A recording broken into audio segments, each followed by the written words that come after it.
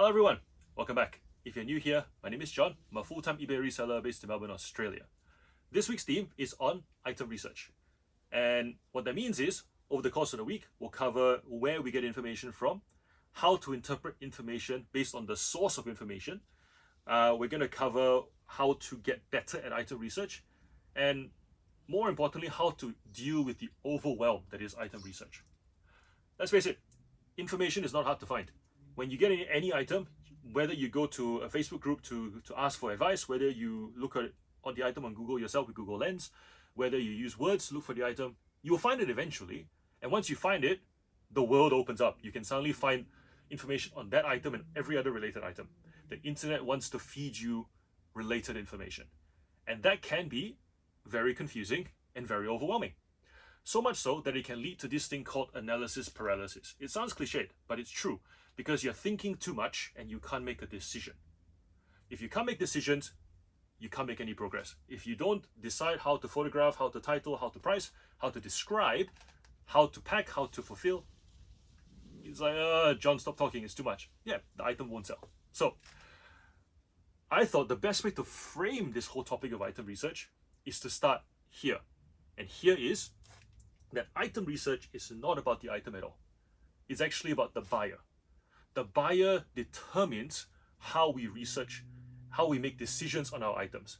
The buyer determines how we interpret, dissect, pull apart the information that we get from our research.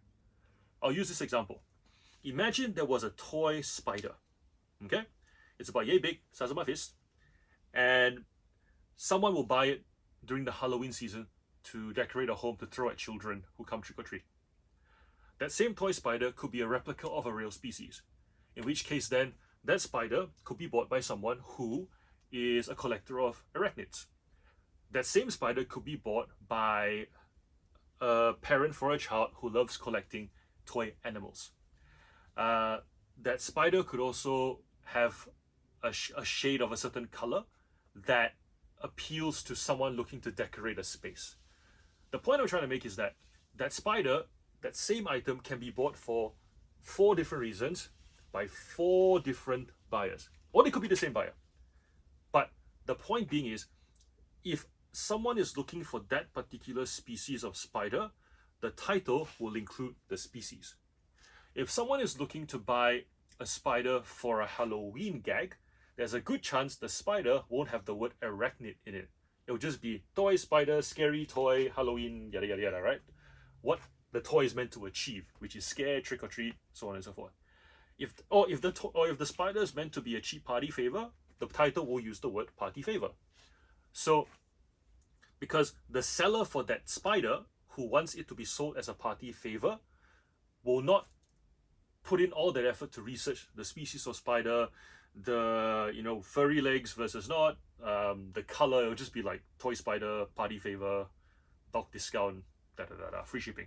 Okay, so when I tell you this, because if you don't understand that different buyers pay different amounts for the same item, when you go to any source of information regarding that item, you will not know what to do, because you will find prices that range from 99 cents plus shipping to $100, free shipping. And you'll go, where do I pick?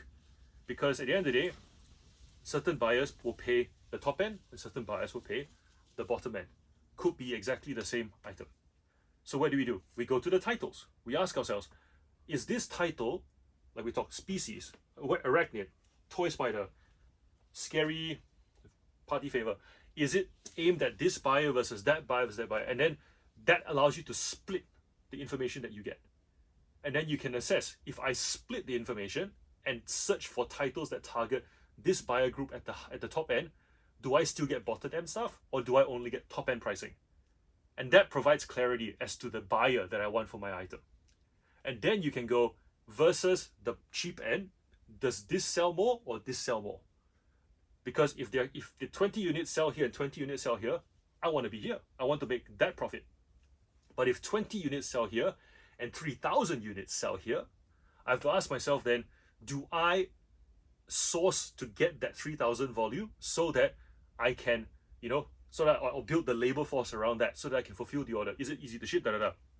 You can see how the decision making is very different. If you're a small seller, you want to be here because you don't have the capacity to be here. So starting off with item research, accept and acknowledge that it's not about the item. Just like how the items can achieve a whole bunch of different use cases, those use cases are for different buyers. Start by understanding the type of buyer that could buy the item and allow that to guide your item research. Because the fact is you don't have to price for every buyer, because if you price for every buyer, you end up pricing for no buyer. The premium buyer will not pay that price at the bottom, and the cheap buyer will not pay that price at the top. You still have to pick where you want to sit. And understanding how the titles segment those buyers is key to you deciding which market you decide to play in. So yeah, item research as a starting point, it's not about the item, it's about the buyers. Do your reflection about the buyers, the available buyers for the items that you want to sell.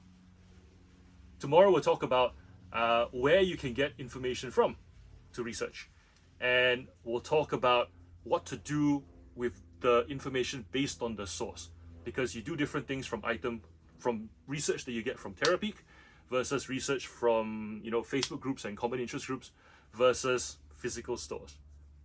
So yeah, thank you for joining me in part 1. I'll see you in part 2. Bye.